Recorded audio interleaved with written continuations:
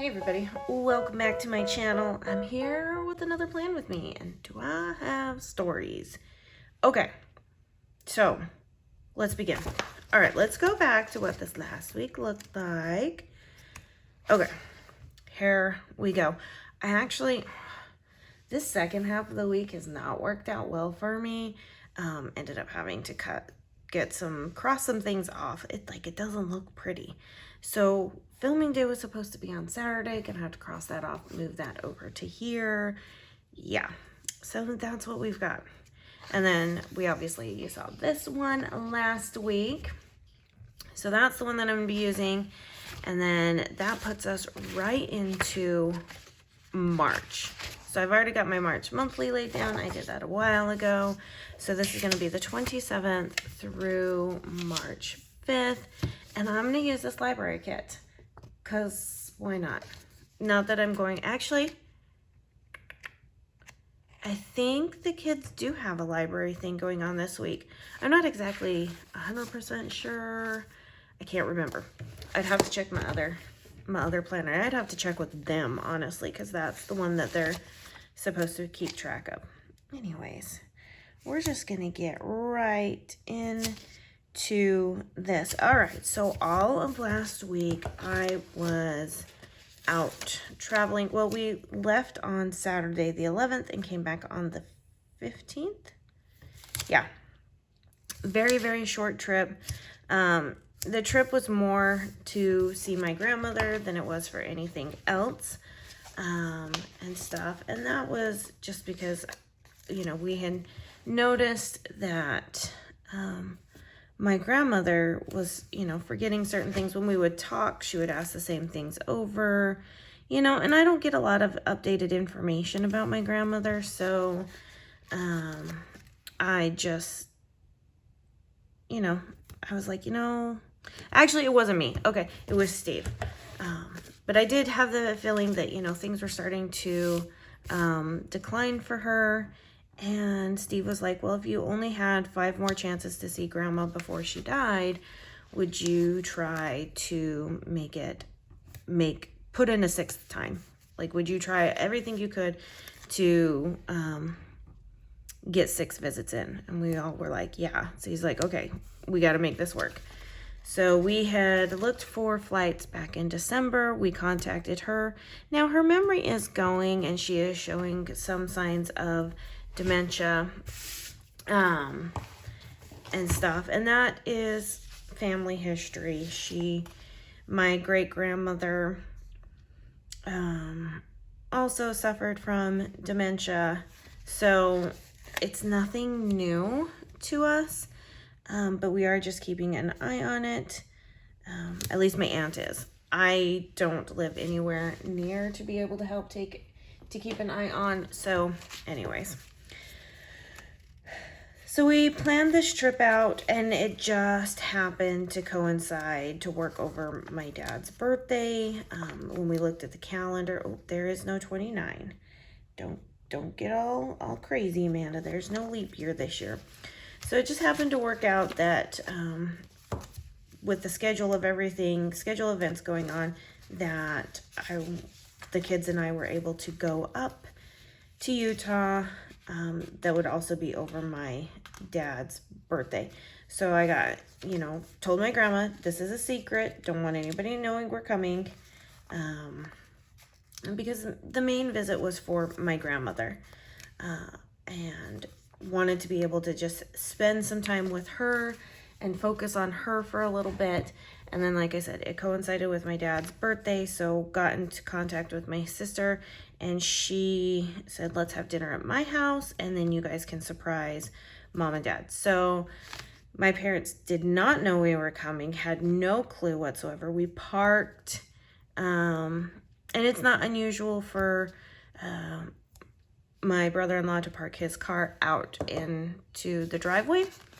So they didn't even think anything. We parked the rental car inside their garage. So they had no clue. So when they walked up, it took a minute for them to recognize what was going on. And it wasn't until my youngest son, Hudson, with the curly hair, popped up around the corner that they realized who it was, and I was the last one up. And so it was a surprise. They had no clue, and everything. And we spent some time there, had dinner, had cake, and my dad is did turn 69, and he was like, "You're not singing happy birthday." And we were like, "Yeah, we are. We're singing happy birthday." But I was like, "You should be glad, because I was going to have them write on your cake, happy birthday, you're now 69, no matter which way you flip it, you're old." And that just hit my sister, just like, she was like, she laughed so hard and so loud. I was like, yeah, it was a pretty good joke. So we stayed there for a few hours, headed back home to my grandmother's house and stuff, and spent some time with my grandmother. So that was kind of how the little trip went. So now I'll go detail by detail. And I don't know how long the story is going to take, so if I can get it all in one video, woohoo, which I doubt I will be able to. So make sure you're watching all the videos this week. That way you get all the story, because 5 days, 5 videos, I think we can do it, right? So, all right. So let's start with the day that we left. We had planned for not early flights. I didn't want to, because we have to drive 2 hours to the,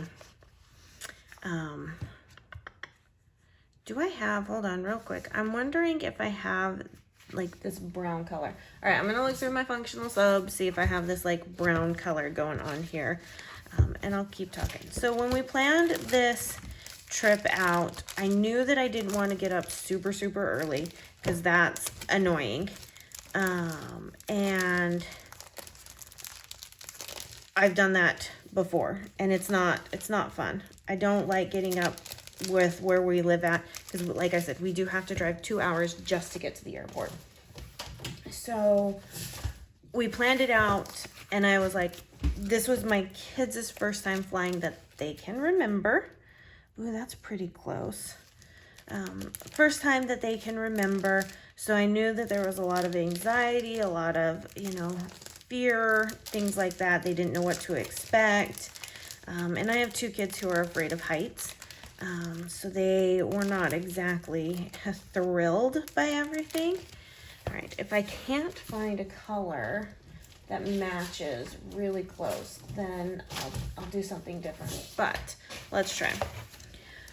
So I knew I wanted a straight shot through to Utah, and we were able to find it. I know my husband wanted layovers and wanted to do it as cheap as possible, and I was like, no, because I don't need I don't need a bad first flight to where I have somebody, one of my kids going like, I'm not doing this, and really kind of like put us in a predicament on a layover.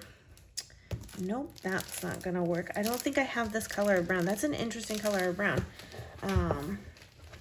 Okay, so I'm gonna switch up things. I'm gonna change things just a little bit. It's okay. We'll be fine. We'll be fine. We'll just do, okay, I'll be able to pick and choose what I want then. All right.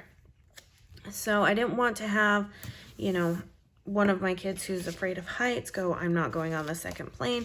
I was like, we need to just get there. So we found a straight shot through 3-hour flight. It was like, perfect. This is what we're gonna do. And it was a smaller plane. When we got on there, it was a smaller plane. We got through security real easy, which I was impressed. They saw that mom with 4 kids, so they didn't have us go through like the big machine where you have to like hold your hands up and things like that. They were like, come on through, and stuff, and made it super easy for me and the kids to get through security. So I'm really thankful for that, because that was an interesting, now mind you, before we left and everything, we did the whole like shakedown with the kids of like, okay, this is what's gonna happen, this is what we need to do, follow me, just keep your eyes on me, this is you're going to have this one, you're going to have this one. No phones out, all that stuff, right? So we did good. We got through security just fine and went and had some lunch. And that's when I looked over and one of my kiddos was not, like, he was really, really nervous. So he didn't want to eat. So we had to work on coping mechanisms, things he could do, because he was really overthinking this. Like, that's how scared he was to fly.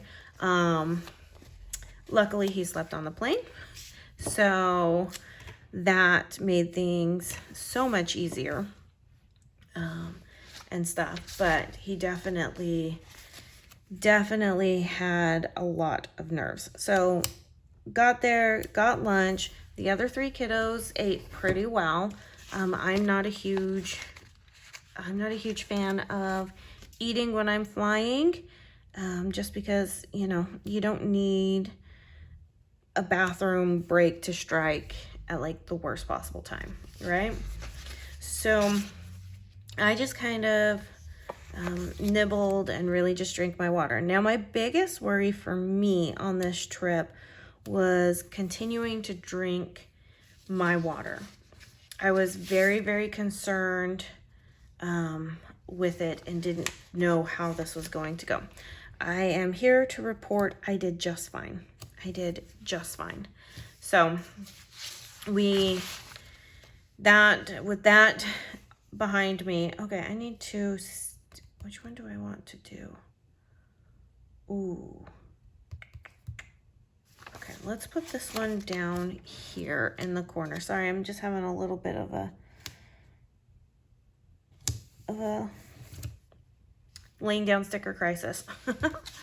So yeah, we, you know, get gum. I make sure to get gum so that everything's going well, and that way if we're up in the air and their ears need to pop, I have gum for them, like the whole works. We went and got snacks, make sure they had snacks on the plane, all of that stuff. Now, mind you, this was a really small aircraft. It was 2 seats on one side of the aisle, 2 seats on the other side of the aisle. And of course we were back in more like your business coach economy area. So we had 0 leg room.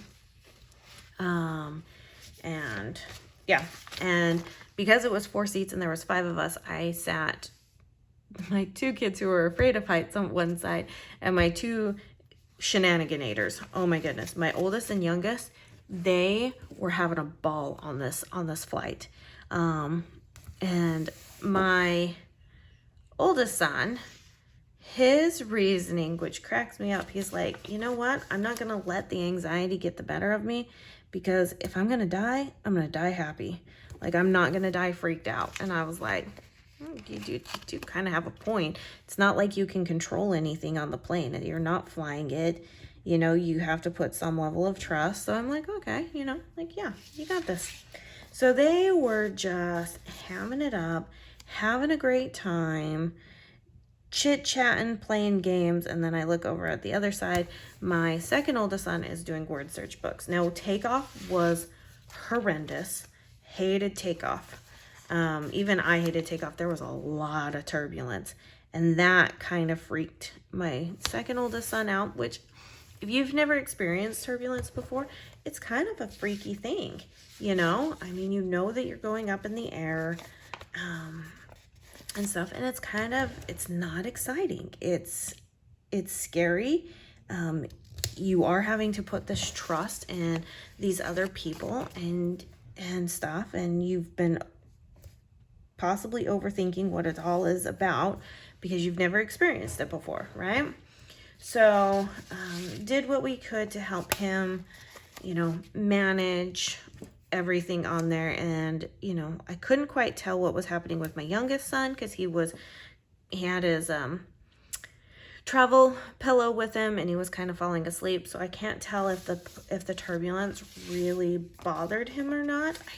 I'm thinking it didn't, because he slept so good during it and only woke up to kind of maneuver and get his drink when drinks came around. So, but like I said, my youngest and my oldest, they were feeding off each other and just having a grand old time, and which honestly I'm really thankful for, that they could have such a good time like that. My daughter loved looking out the window of the airplane, so putting her on the window seat was amazing because she absolutely loved it. So yeah, so we did that. Landed. When we landed, I turned to my youngest son and I was like, hey, you made it. You ready to do it again? And he goes, no, can I just stay here? So while he made it and it wasn't as bad as he thought it was going to be, he was a little over it. He was ready to go home, and not have to be on an airplane. So then we got everything situated, and this time, instead of renting a car through like a car rental place, we tried out that what is it? It's website and app called Turo, and we rented a minivan, which the minivans through car rental places are actually quite expensive. So this was kind of an in-between, and it got us, what was it? 1, 2, 3, 4, 5, 6, 7, 8 passenger minivan, which I was like, cool. Like, this is awesome. This works for me. And we had to sit and wait for the guy to bring it up because he had to stop and take all the pictures before then, and it was cold. So mind you, we are from Texas. I shouldn't say we're from Texas because we're technically not from Texas, but we've lived in Texas long enough. I have a Texas driver's license. Like, we're Texans, okay? So, that being said, we were kind of cold. Just kind of. Granted, we were up on the parking structure, and it was a little windy. So that didn't help. So we're sitting there waiting. He brings it. We get into our car and we get going. And that car was nice, but also very frustrating. So it had the automatic doors where all you had to do is like pull on the handle and the door would open up, or on the inside you'd push the handle and it would close. My kids were like, what is this? This is the most ridiculous stuff in the world, because we choose function over like easiness, and those kinds of things can break down pretty easily, especially if you've got kids that constantly pull on them and things like that. Oh my goodness, I can't even imagine how much it must cost to replace the mechanism in one of those doors. So yeah, so we choose function over that kind of stuff. Now, is that stuff nice? Of course it is. But when your kids have never been raised around things like that, yeah, they definitely start to go, yeah, I need something else. So we, okay, so that takes up the same amount of room. Perfect. So we got all situated in the minivan and headed home. I used the GPS to get out of the airport because the airport has gone through such a renovation that I did not even recognize it.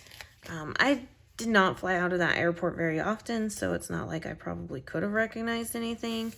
I mean, like I said, it's been 8 years since I've been back to Utah, and it's been how many years since? Yeah, 8 years since I was back to Utah, and 10 or 11 since I actually lived in Utah. So it's been a minute, right? It's been a minute. So I wouldn't have even recognized the airport even if there was no renovations done on it. But needless to say, used the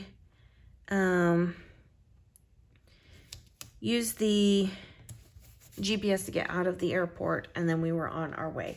As soon as I got out of the airport and got onto one of the highways, I knew exactly where I was. Turned GPS off, and the kids were like dumbfounded. They were like, holy cow, Mom, how do you know where you're going? And I'm like, because I lived here all my life. I learned how to drive here. Like, I know this. This is what I know.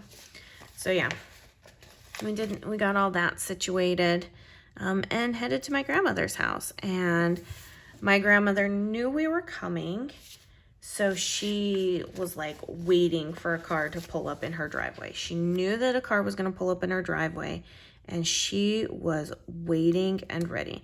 And my grandmother went through knee replacement surgery in 2020, and then like later 2020, and then shoulder replacement on her right shoulder in 2021. And she has not been doing well since then. So all of that, you know, has a hard time walking and stuff and moving about. So we hurried and jumped out of the car and got there and wrapped our arms around her and everything, and went inside, got all of our stuff situated. The kids were so excited about snow that they immediately went to the backyard and started playing in the snow. They were like, can we play out there? And they were throwing snowballs and just shoveling the snow into piles that they could. Not that there was a lot of snow on the ground, because there wasn't a lot of snow on the ground, but for them, it was enough. It was enough for them. So they had a good time. They had a good time. And we all had agreed that the very first thing we were going to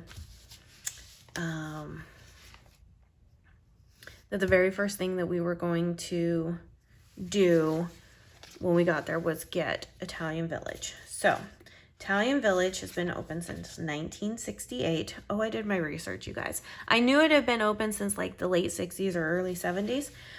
This is the restaurant that is on Ninth East, which is what I have modeled after for our business name. So the Ninth in Avalon and Ninth goes to this restaurant and my childhood. So Avalon Drive is the drive that my grandmother lives on. That is the house that I spent a lot of my childhood years at. So yeah, we have that. So we knew that we wanted to go to, I think this is going to be just for my podcast. I haven't been listening to an audiobook lately, and it's been kind of hard to listen to audiobooks. So I think I'm just going to use that. I'm going to use it for one or the other. But I also have this, so if I end up listening to both this week, like, not a big deal. But yeah, we decided to do Italian Village and stuff, and I will stop our story there, and I will continue the story on in the next video. So that was day one. Well, the first part of day one. We still got dinner and stuff we got to talk about. So, all right, this is what I have. I used up quite a bit. The only page I didn't use was this page right here, which honestly, no, I'm not going to use it. So yeah, this kit is still up for sale. We also have a matching washi. Do I have it here in my collection? I do. Let me pull it out. So we do have a matching washi for this collection. Oh goodness, right here, which I love. I just think it's just a unique pattern and color on washi that can be used just for anything. I'm really like loving washi. So, all right, but yeah, this kit is still up for sale in the shop. Beautiful library kit, perfect for anybody who loves books and loves to go to the library. You don't need to have kids, because you can do book club, you can do book signings, you can grab all the books you want and travel the aisles. All right, you guys, if you enjoyed this plan with me, please give it a thumbs up. Leave your comments and questions down below, and make sure you're subscribed, and I'll see you guys in my next video. Bye now.